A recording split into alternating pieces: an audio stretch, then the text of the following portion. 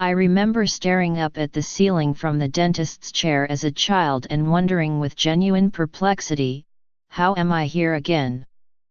It seemed as if I had awakened there, wholly present to the undeniable reality of a cavity filling or tooth pulling. The days that had passed between dental visits were nothing more than a dreamlike filler.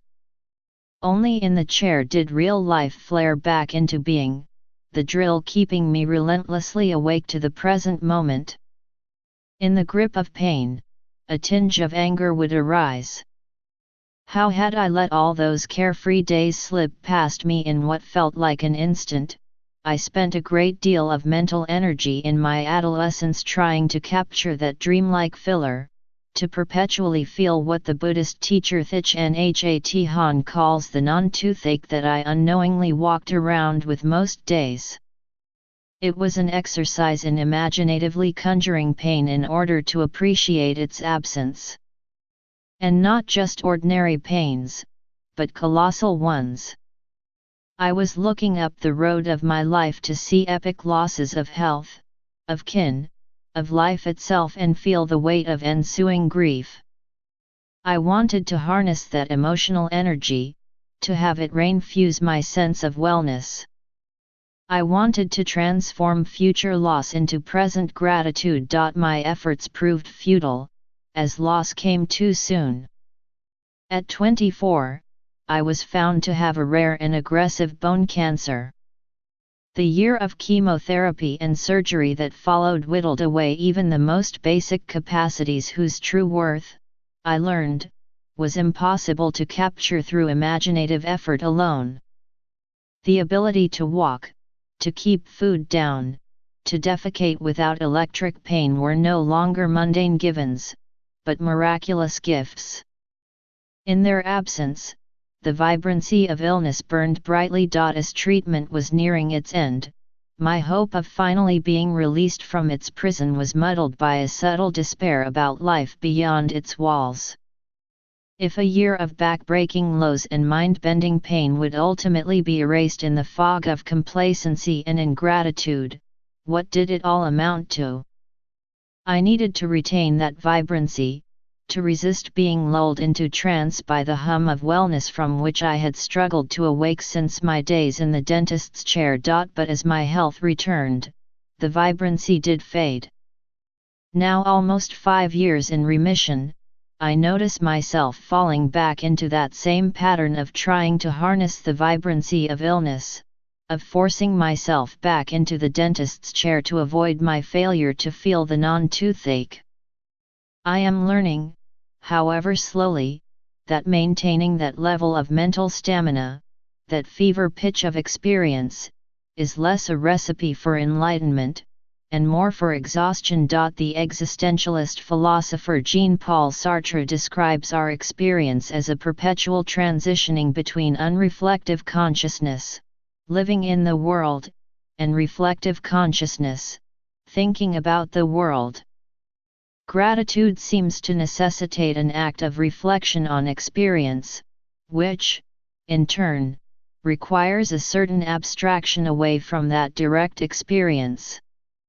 Paradoxically, our capacity for gratitude is simultaneously enhanced and frustrated as we strive to attain it. Perhaps, then, there is an important difference between reflecting on wellness and experiencing wellness. My habitual understanding of gratitude had me forcefully lodging myself into the realm of reflective consciousness, pulling me away from living in the world.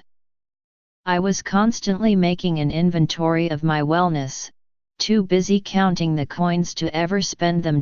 Gratitude, in the experiential sense, requires that we wade back into the current of unreflective consciousness, which, to the egocentric mind, can easily feel like an annihilation of consciousness altogether. Yet, Sartre says that action that is unreflective isn't necessarily unconscious. There is something zen about this, the actor disappearing into the action. It is the way of the artist in the act of creative expression, the musician in the flow of performance.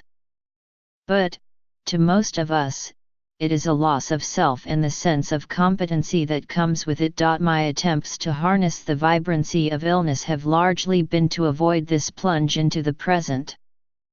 Before cancer, I would strain forward to my future self, the one who had already endured loss. He was the older sage that I have always intuited helplessly, hopelessly. I am on my way to becoming. After cancer, I've clambered backward to my past self, the one who knew pain, the glaring absence of things. He was the younger, battle-tested soldier whose courage I feel, on most days, has been lost. Both these selves are removed from me now, not by distance, but by degree. The sage is lost to speculation while the soldier is trapped on the other side of some existential barrier that even memory, no matter how vivid and haunting, cannot penetrate. There is grief in realizing that, in holding one's ear to that wall, exiled to the other side of pain, I am left with one thing, my ordinary, present self, who is as empty-handed as he was the day before diagnosis, no better equipped for the ensuing battles of life, no better shielded from pain he will yet face. And it is not just heroic pain. It is the hurt of parking tickets, the ache of commuting, the grief of deadening routine, small pains to which I was immune while they were eclipsed by cancer. But that moon has since passed. And yet, that isn't reason for despair. It's strangely consoling to be reminded of my failure, to remember that my efforts to be prepared for epic loss were mostly in vain. I wasn't ready then, and yet, I got through it. I won't be ready next time, but I have reason, and experience, to believe that I will get through it again. If there is any sage in me, he says I must accept the vulnerability of letting the pain fade, of allowing the wounds to heal. Even in the wake of grave illness, or, more unsettlingly, in anticipation of it, we must risk falling back asleep into wellness.